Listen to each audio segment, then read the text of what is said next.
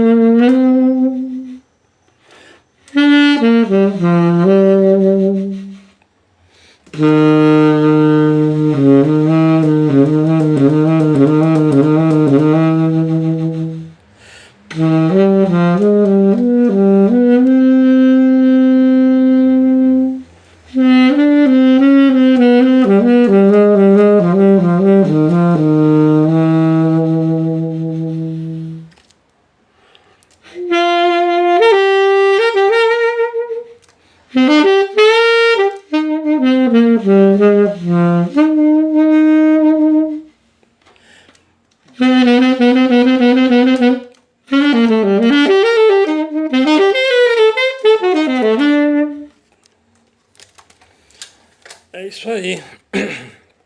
Valeu.